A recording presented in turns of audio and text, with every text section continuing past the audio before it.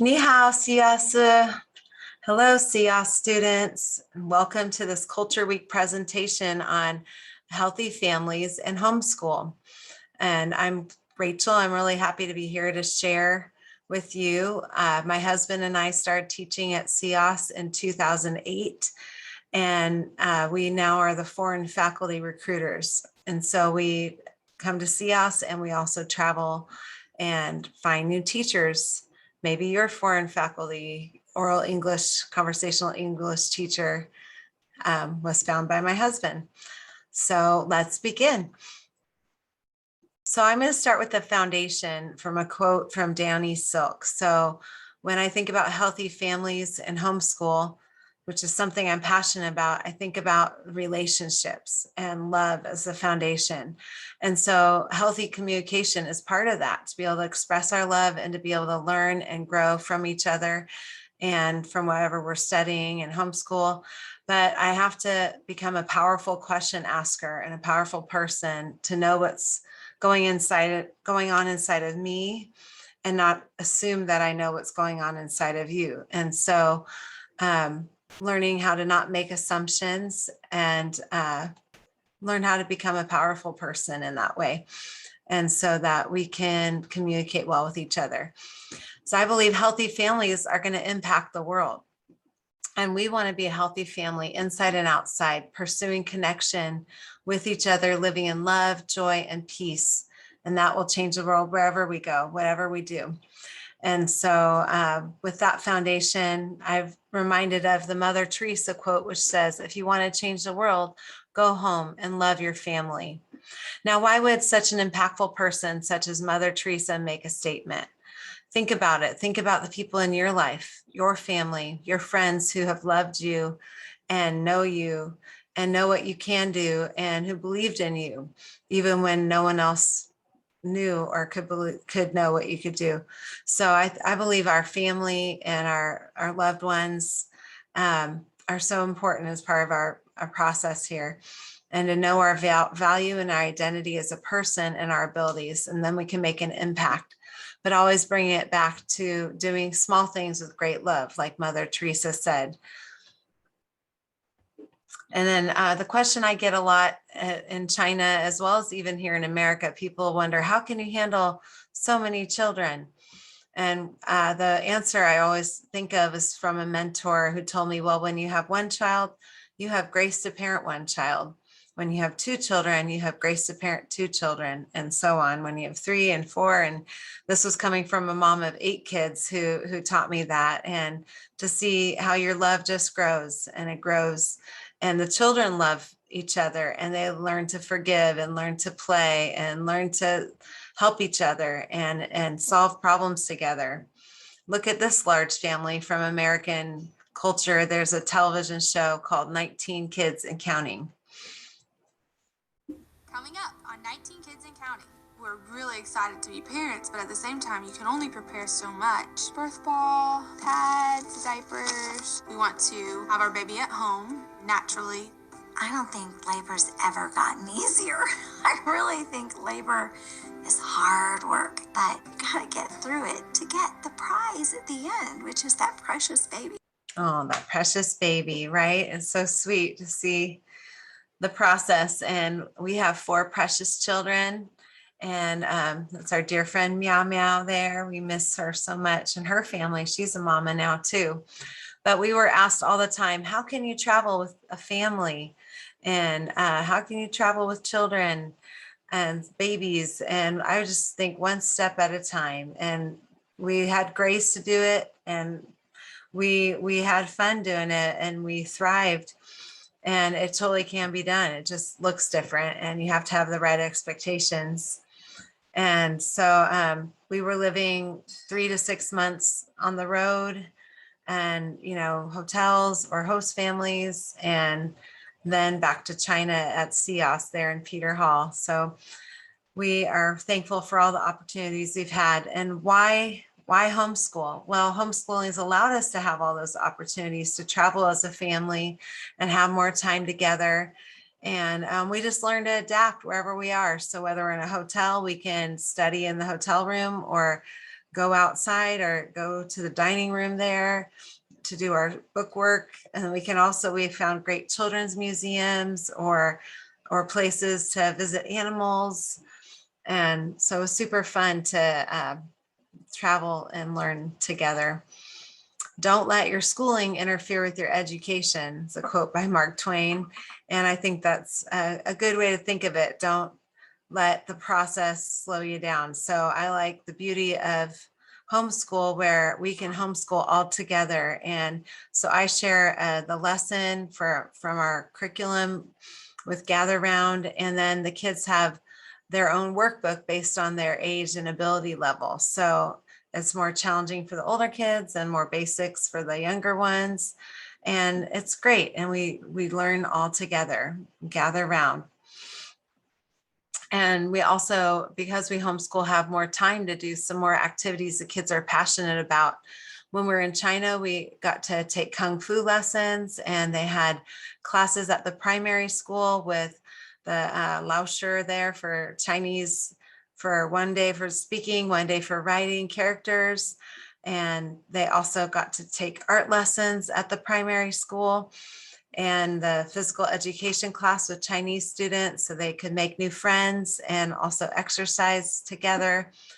Hannah, my oldest, got to take harp lessons with a music teacher at CIAS. So it was so special, so fun. We do miss CIAS. We also made our own little study group with other students who are homeschooling that they could bring over their workbook, and I can take care of the kids. They can help each other and they can learn together, or just sit side by side and inspire each other in their work. We also sometimes would have a science experiment or art lesson or music with other kids in our community. So it was a really special way to learn. And it really comes back to the philosophy as well. So for me, I really appreciate the work of Charlotte Mason, who inspires a lot of homeschoolers as well with more student-driven learning. So teachers teach less and scholars shall learn more. So it's inspiring the student to own their education and find out what they love to do and are passionate about. What do they want to learn more about? And so giving them the opportunity for that. So here, while we're in America, the kids are all involved in a musical theater production class, and 2 of them have a show this coming weekend. And so it's so fun. They're getting to learn how to perform, how to memorize, how to work together, and be proud of their work as well. And we're also performing in some art classes and sports teams. So the kids are all playing soccer, and Erin and I are coaching. So it's great for them to learn a team sport together and learning how to swim. So lots of great opportunities. We also created a co-op with other homeschool families so that we can inspire each other. And the kids, some of them do projects together, and we have a monthly presentation where we share what we've been learning. Some of us are doing different units and curriculum, but then they can still share what they're learning. One of the girls at our last co-op meeting shared something. She shared a couple items she learned how to sew. And then another shared about a piano piece she's learning to play. And then another, my son and another friend, they created a volcano on Minecraft, which is a game they love to play. And then they shared fun facts about volcanoes that they learned about. So it's so good for them to learn the process and to create something, and then to learn how to share it with others and answer questions. So all these presentation skills they'll learn and use in their life. Anyway, so other things we get to do too are a lot of outside nature walks and going to the hands-on children's museum where they're getting to learn by experiences. We also have friends with animals, so we go visit them. Our big project this last year was building a garden.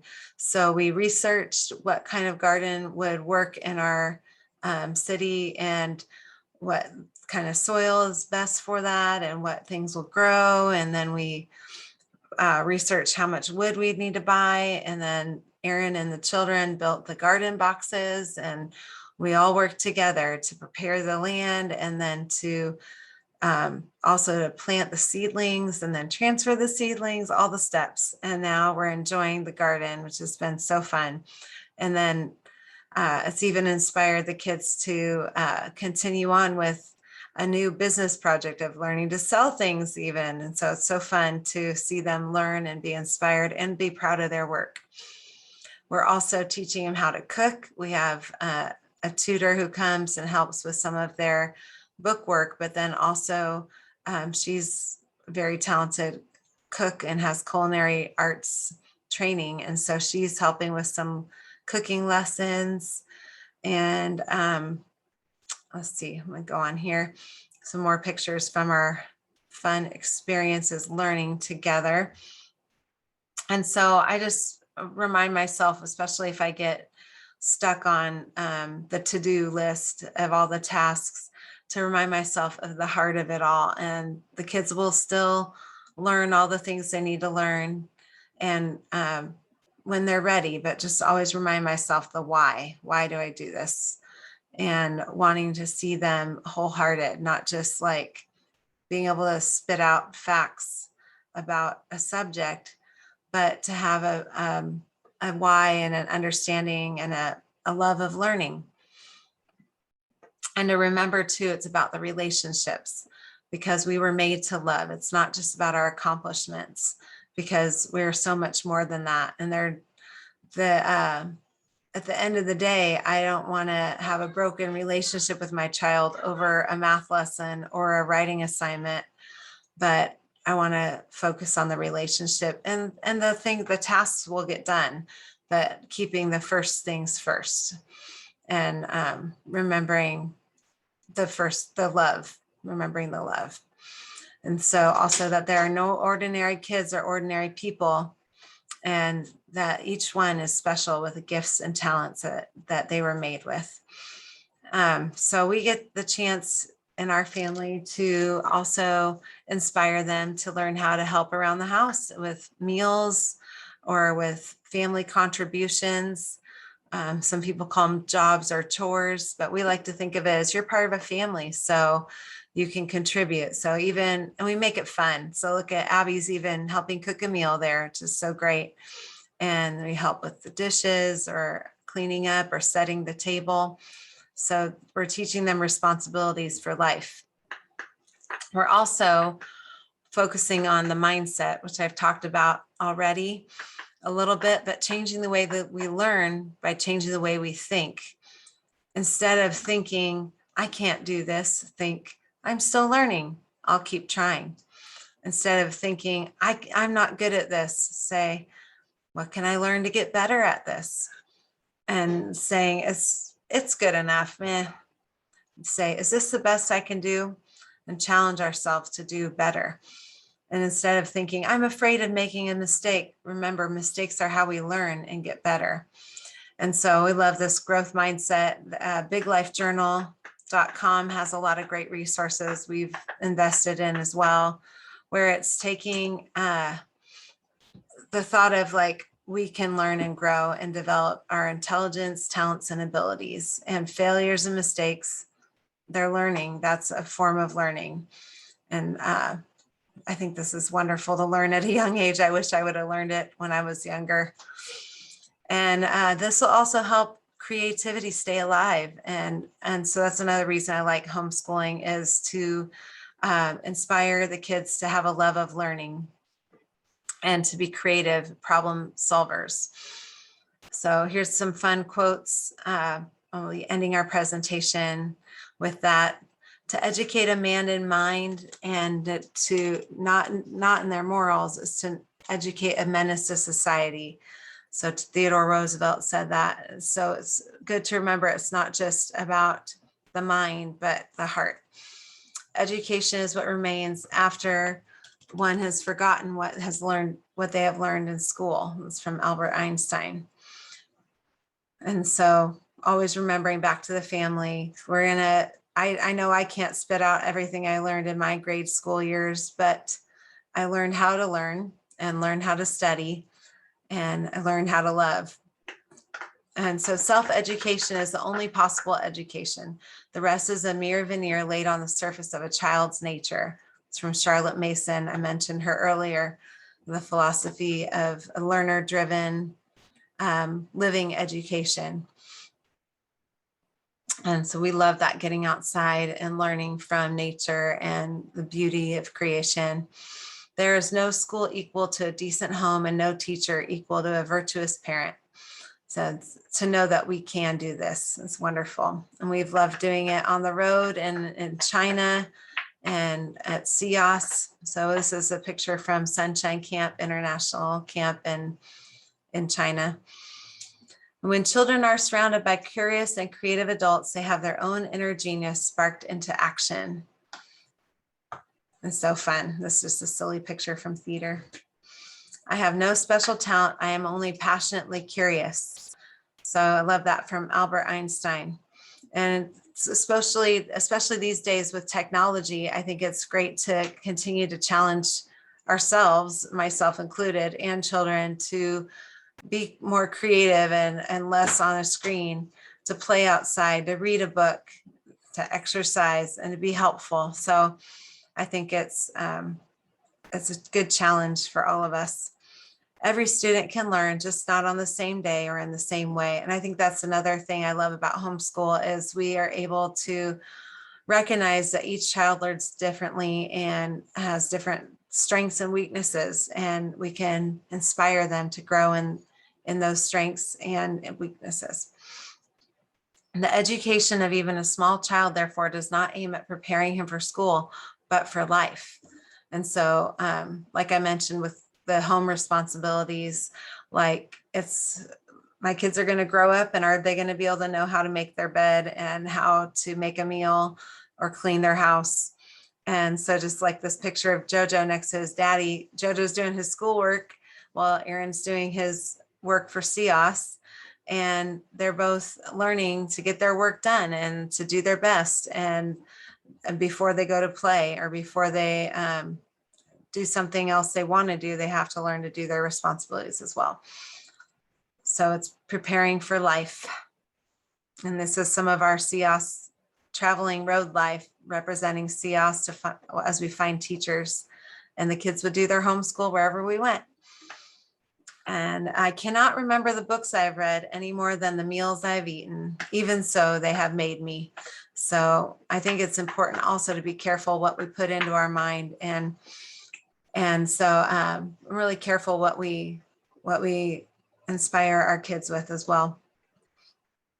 And it's heirloom in our garden. Look how it's grown. The greatest sign of success for a teacher is to be able to say the children are now working as if I did not exist. So that's part of the goal, is that they will be inspired to learn and love learning and not be dependent on me. Children are born with all the curiosity they will ever need. It will last a lifetime if they are fed upon a daily diet of ideas. So I love to give a lot of great opportunities. This picture is just from a few weeks ago, where Hannah and Jojo had read about entrepreneurship, and then they were inspired to start their own little sidewalk business based on things they grew in their garden, and always bring it back to love and relationships. Thank you so much for joining me, and happy Culture Week, CIOS. We miss you. I hope you've been inspired for your future family, and maybe you'll want to homeschool them as well. Bye-bye.